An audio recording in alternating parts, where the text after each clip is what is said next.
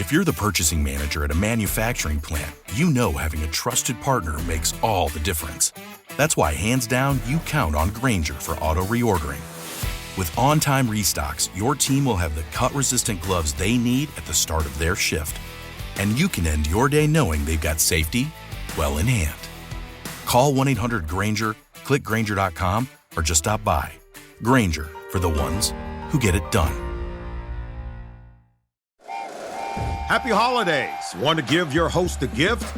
Consider subscribing, rating, and reviewing the show this holiday season. It really helps the show grow. From all of us at Believe, have a Merry Christmas, everyone, and a happy holiday.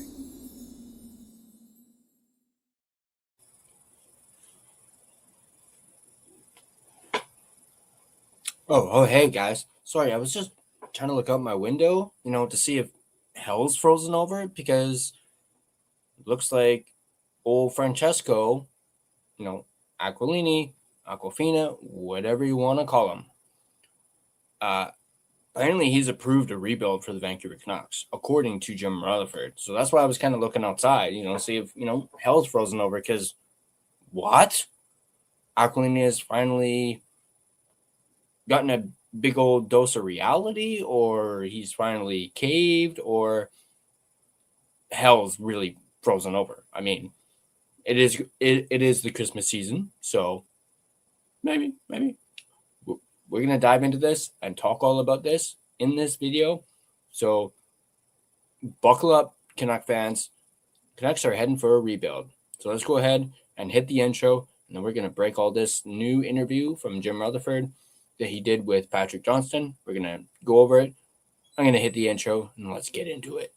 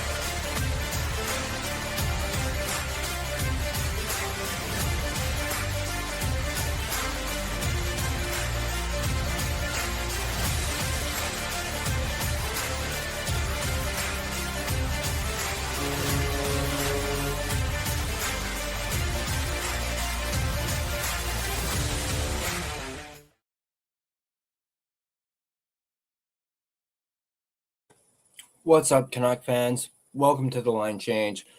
And as I said in that little intro a little bit, hell has frozen over because Francesco Aquilini, shocking revelation, has approved a Canucks rebuild. We're going to go over a article and interview that Jim Rutherford does with Patrick Johnston of the Province, where he basically reveals how he managed to convince Francesco Aquilini that a rebuild is what the Canucks need, and this is what this franchise needs to do in order to become a contending Stanley Cup team.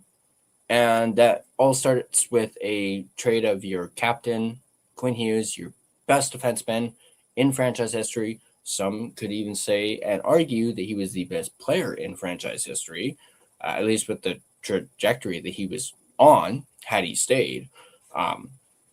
So let's go ahead and check out this article from the Province that talks about this.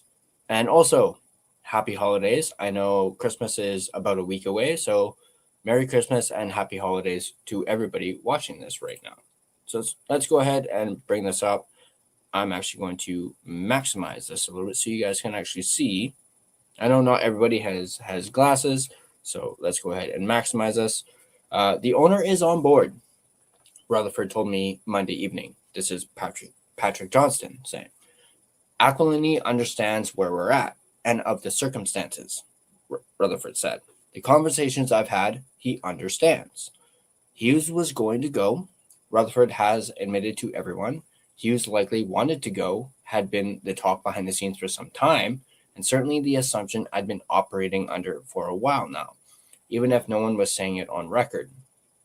But how did the veteran hockey boss convince the man who pays the bills that focusing on adding young players and draft picks is the way forward? The simple reality of the modern NHL, Rutherford told me. So yeah, how did Jim Rutherford convince Francesco Aquilini, the guy who loves his 2 playoff games of revenue that Canucks fans have been, losing their minds over and, for lack of a better term, ripping apart this owner about? Well, Rutherford had an answer to that. When we look at where our league is compared to 10 years ago, when it comes to free agency, the players just aren't there, he argued.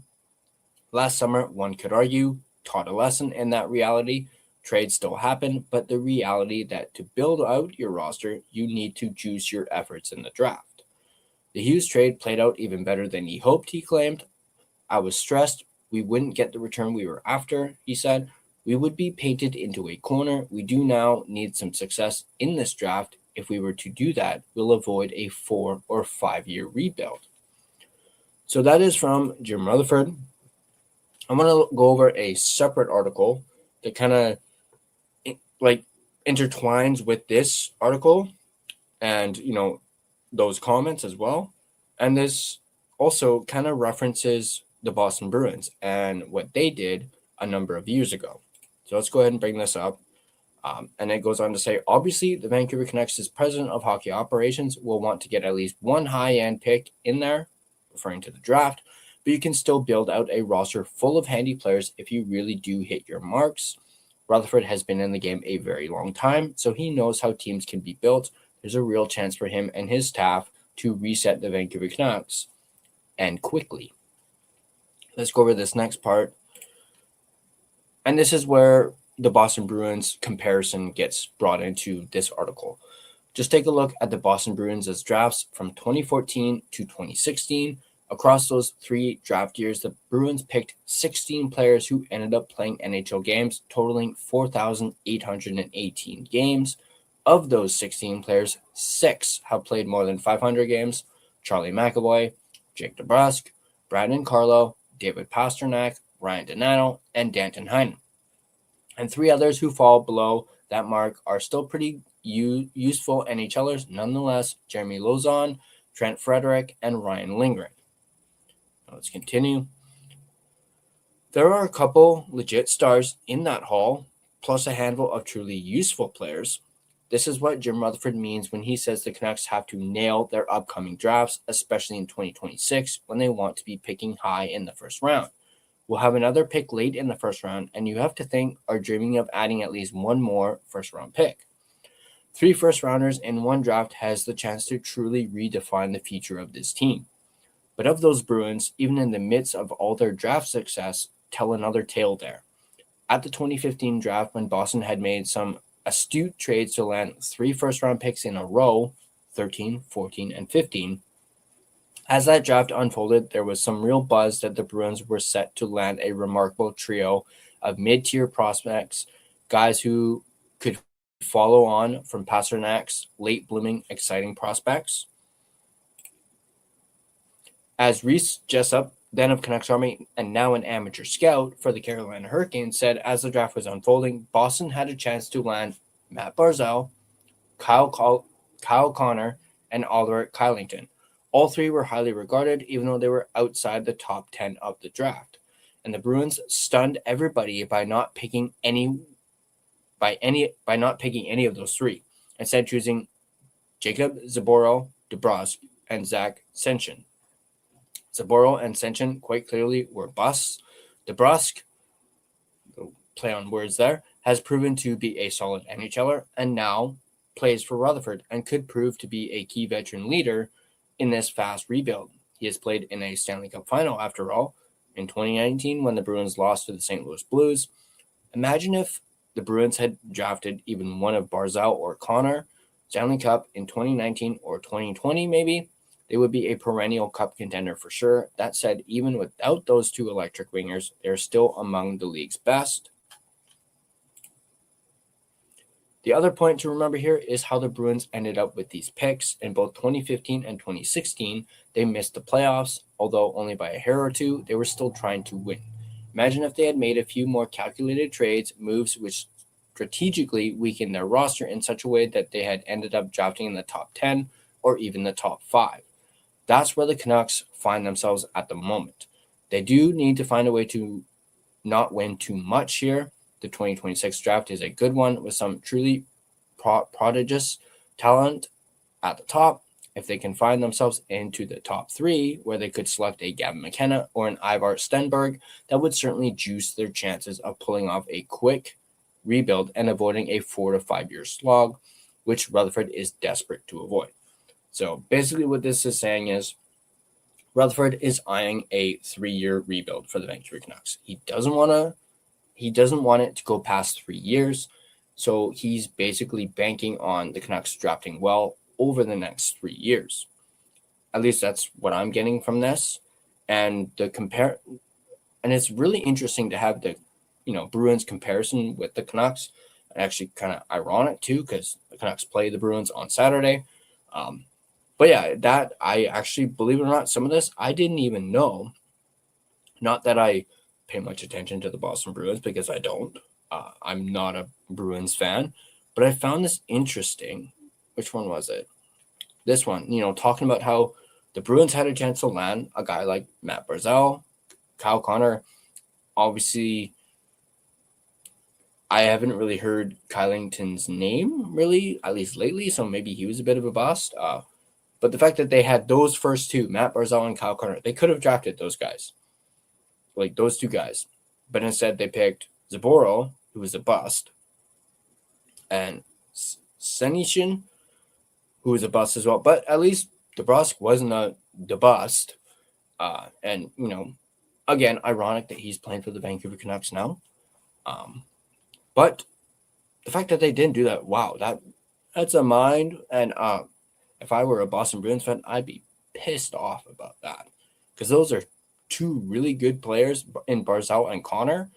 But yeah, it's very interesting to have this, comparison between the two teams. But again, the Canucks finally are in a rebuild, according to Jim Rutherford. And that, I think the more shocking revelation in this whole thing, this whole rebuild talk, is that Francesco Aquilini is actually down for it. He's okay with it. Like, he's approved it. And if you really think about it, people have lost their jobs over even so much as uttering the idea of a rebuild. Trevor Linden, I mean, technically he didn't get fired. He kind of left, on his own terms, but he brought it up. Mike Gillis got fired, and he brought it up. He was suggesting them rebuilding in 2013, which is, in my opinion, when the Canucks actually should have rebuilt. Now, yeah, Rutherford says 10 years ago, the draft or free agency was a lot different. But I still strongly believe, as a Canucks fan, that the Vancouver Canucks should have rebuilt in 2013. And maybe between now and then, they may actually have a Stanley Cup. And we can finally say Vancouver Canucks have won a Stanley Cup. But that didn't happen. And here we are now, almost a week removed from trading their best defenseman in franchise history. And honestly, now that I have had more time to think about the trade, and I've obviously spoken a lot about the trade, especially on this channel, but now that I've had time to really, really digest it, almost a week later, to me, this was the first sign of a Canucks rebuild. And I've been kind of saying it for a while now. If they traded Quinn Hughes, the Canucks are rebuilding. Like, that's the end of it. End of discussion, no rebuffing it or whatever. But you trade Quinn Hughes, that's your way of saying you are rebuilding. And they did it. So that's my whole thing on that. But I really want to know what you guys think about, this interview that Rutherford did. And, just the fact that as I said, hell's frozen over because Francesco Aquilini is okay with the rebuild finally after years of saying no and, rejecting it and being like, no, I want my 2 playoff games of revenue and that's it. He's been saying that for years, and Canucks fans have been, wanting to, not necessarily rip him apart, but they've been like, you're an idiot. You're like one of the worst owners in the entire league, which is still the case, by the way. But somehow, some way, Jim Rutherford managed to open his eyes or convince him. I don't know what Jimmy did, but bravo, Jimmy. Like, okay, I gotta say, mad respect. You were able to convince Francesco Aquilini that a rebuild is what this franchise needs if they want to contend for a Stanley Cup and possibly win one. Win one before I die. And, obviously my good friend Kempner, he's all on that train, and so am I too. I want the Canucks to win at least one Stanley Cup before I die. And, yeah, so this is huge. As I say in the title, this is a shocking revelation. That Francesco Aquilini has approved a Canucks rebuild. I did see a video earlier, Canucks conversation saying rebuild is over. I don't know what that, I haven't actually watched it yet, so I'm not sure what that meant, but, rebuild is just getting started, folks. So buckle up because it's going to get bumpy. I'll tell you that for free. Canucks are about to embark on a rebuild, but that's whole thing though, where I'm hesitant. I'm all for the rebuild. I'm all on that rebuild train. I'm not on the tanking train, but Rutherford also needs to keep in mind, in my opinion, you can't really bank on that. Like put all your chips in on that, whole thing, because keep in mind, there's a draft lottery. It's called a lottery for a reason. And it's not a guarantee that you're going to get the first overall pick. You could finish dead last in the league and still not get the first overall pick. It's not a guarantee. So I wouldn't put all my chips in that basket. But obviously, hey, if the Canucks manage to get Gavin McKenna, I'm all for it. I'd also be satisfied with a top 5 pick as well. I want to give a shout out to my sponsors, Gassy Jack Art, maker of this fine artwork you see behind me, and you guys can check them out yourselves at GassyJackArt.com. I believe he has his buy 2 get 2 free sale still going on, so go ahead and check him out. Once again, that's GassyJackArt.com. And I also want to give a shout out to my primary sponsor, DraftKings. This is Michael Rosenbaum. Hey, folks, let me tell you that drinking and driving is a decision that will change your whole world. Things will never be the same once you get a DUI, because legal fees and time in court are just the beginning. Getting into a crash is another way your world could be irreversibly changed after drinking and driving. Your vehicle may not be the only thing that gets damaged in that crash. You could face a life-altering injury or even death. But you're not the only one who could face those consequences. Your decision to drink and drive could permanently change someone else's world, whether you injure them or leave their loved ones grieving. The next time you're out drinking, call a rideshare, a taxi, a sober friend, or a designated sober driver. Always plan for a safe ride home. The only decision that will change your world for the better is the decision to call for a sober ride. It's never worth it to drive drunk. Don't risk it. Drive sober or get pulled over. Paid for by NHTSA. Jaw-dropping moments that make hockey, well, hockey. Experience them all with DraftKings Sportsbook, an official sports betting partner of the NHL. Missouri listeners, listen up. DraftKings Sportsbook is now live in the Show Me State. New customers, this one's just for you. Bet just $5, and if your bet wins, you'll get $200 in bonus bets instantly. Download the DraftKings Sportsbook app and use code THPN, that's code THPN, to turn $5 into $200 in bonus bets if your bet wins. In partnership with DraftKings, the crown is yours. Gambling problem? Call 1-800-GAMBLER. In New York, call 877-8-HOPE-NY or text HOPE-NY, which is 467-369. In Connecticut, help is available for problem gambling. Call 888-789-7777 or visit ccpg.org. Please play responsibly on behalf of Boot Hill Casino and Resort in Kansas. Pass-through of per wager. Tax may apply in Illinois. 21 plus age and eligibility varies by jurisdiction. Void in Ontario. Restrictions apply. Bet must win to receive bonus bets, which will expire in 7 days. Minimum odds required. For additional terms and responsible gaming resources, see dkng.co/audio. This is a limited time offer. Copyright of the NHL 2025, all rights reserved.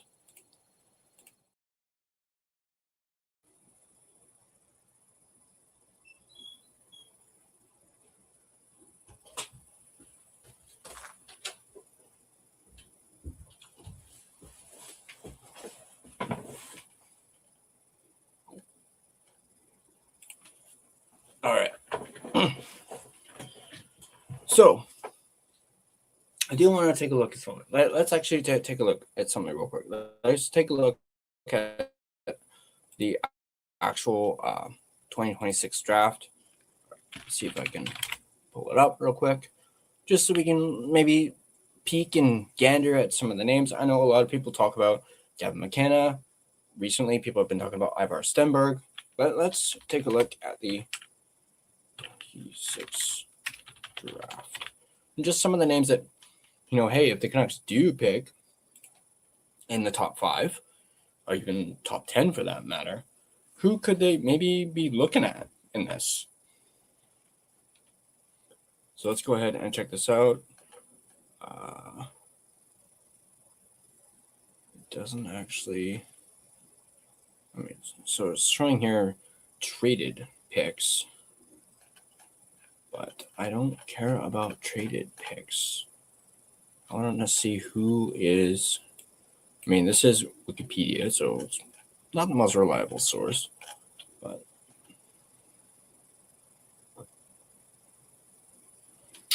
no, that's not telling me the players. Here.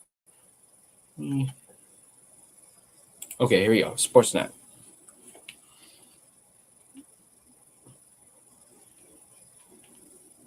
Okay, here we go. So here we go. Top 16, the lottery players. Number 1 is actually not Gavin McKenna. It's Keaton Verhoff, who's a defenseman, 6'4", 208 pounds, from North Dakota. It says Verhoff has been averaging over 20 minutes per game in his freshman year at North Dakota. The bulk of his shifts come at even strength and on the power play. When Verhoff isn't contributing offensively, he's providing consistent detail defensively. He's +3 to start the year and earning more trust in all situations as his game continues to mature. Right shot defensemen with Verhoff's size and skill are highly valuable assets at the NHL level. At this stage of the year, Verhoff is my top-ranked prospect. And then number 2 is Gavin McKenna, that everyone knows about. Left winger, 5'11", 170 pounds, from Penn State. Number 3 is Ivar Stenberg, another left winger who's also 5'11", 183 pounds, from Frölunda, the SHL. Number 4 is Carson Carrolls, defenseman, 6'2", 202 pounds, from the Prince George Cougars. And here's one that I'm really intrigued about, and I want to thank my good buddy Gerald for bringing this player to my attention. Caleb Malhotra. Now you're probably thinking, Malhotra, isn't that this Manny Malhotra? This is his son, Caleb, who's a center, wink wink, 6'2", 182 pounds, currently playing for the Brantford Bulldogs of the OHL. Malhotra is one of the most intriguing prospects for the 2026 draft, and he's on the rise. He is arguably the most trustworthy center in the draft class. Malhotra has the skill to create off the rush and make plays on the power play. He also can match up against top lines in a shutdown role if needed. His combination of speed, hockey IQ, and consistent compete and skill project Malhotra as a potential top-line NHL forward in time. His approach to the game is similar to Nick Suzuki with the Montreal Canadiens. So as we were talking about, I'd be satisfied if the Canucks drafted in the top 5. Malhotra is projected to be at number 5. So, honestly, that, when the draft happens, this is a guy I'm really going to be looking at, and that's Caleb Malhotra. And just think how cool and awesome it would be if Caleb Malhotra was drafted by the Vancouver Canucks, the same team that his dad, not only played for, was a assistant coach for, and the fact that, obviously he would probably might have a stint in Abbotsford, and his dad is the head coach of the Abbotsford Canucks. So I just think that would be such a cool story and would be absolutely awesome. Let me know in the comment section down below. What do you guys think about Caleb Malhotra? And I'll probably do like a better video talking about like the draft picks or the 2026 draft in a later on video, like maybe closer towards the end of the season or after the season is over, because a lot can change between now and then. So number 6, Chase Reed, Tynan Lawrence. I know I've heard his name come up a lot. Ethan Belchetz. I probably mispronounced that. Apologies. Number 9, Albert Smits, who's a defenseman. Number 10, Adam Novotny, who's a left winger. And then there's plenty more, but I won't go through all of them. I'll actually leave a link to this article in the description down below. You guys can check it out yourselves and, judge yourselves on who you guys like and who do you guys think would be a good fit for the Vancouver Canucks. I'm still running with my Caleb Malhotra. I think hopefully if the Canucks do not land a first overall pick, can get Caleb Malhotra in the first round. If they manage to get a top 5 pick that's not the first overall, I would take that in a heartbeat. But I want to know what you guys think. Let me know in the comment section down below what you guys think. What do you guys think about Caleb Malhotra? And what do you guys think about this shocking revelation that Francesco Aquilini has approved a rebuild? Jim Rutherford went to Aquilini, talked to him, and he gave the old thumbs up on a rebuild. Let me know in the comment section down below what you guys think. And as always, if you guys like this video, be sure to hit that like button. And if you want to stay up to date on all your Vancouver Canucks content, be sure to smash that subscribe button and turn on your notifications so you don't miss a single video. If you guys want to continue and maybe even join the discussion, go ahead and join our Discord. There is a link in the description down below. It's completely free to join. I'm not going to charge you anything to join it. But let's continue the conversation and as well as the discussion over there on Discord. As I said, the link is in the description down below. You can find and interact with us on social media, Facebook, Instagram, X, TikTok. We're everywhere. Feel free to give us a follow on all of our social media platforms. And speaking of platforms, if you prefer an audio version of this podcast, you can find us on both Spotify and Apple Podcasts. On Spotify, feel free to give us a follow. And on either platform, leave us a rate and review. It is, of course, greatly appreciated. And it really helps out the podcast too. But that's going to do it for me. As always, let's go Canucks. Once again, happy holidays. And I hope you guys have a Merry Christmas. And I'll see you guys on Friday when we got our post-game show. As you guys saw that I announced, we're going to have Trevor Beggs from Locked On Canucks joining us. I'm absolutely ecstatic for that and very much looking forward to having Trevor on the show and just to talk, Canucks, Quinn Hughes fallout, the Quinn Hughes trade fallout, and just talk, about the game. So go ahead, check that out. It's going to be a blast. And as I said, go Canucks go. Let's go for a rebuild. Hey, Campoli missed the puck. Ryan Johnson just gets it out.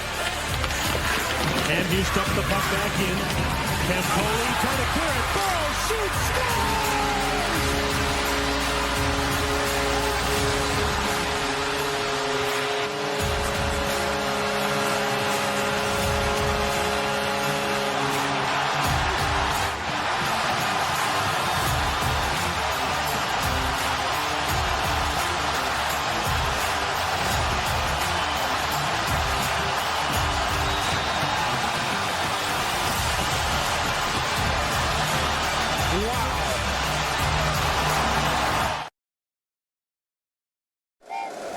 Happy holidays. Want to give your host a gift? Consider subscribing, rating, and reviewing the show this holiday season. It really helps the show grow. From all of us at Believe, have a Merry Christmas, everyone, and a happy holiday.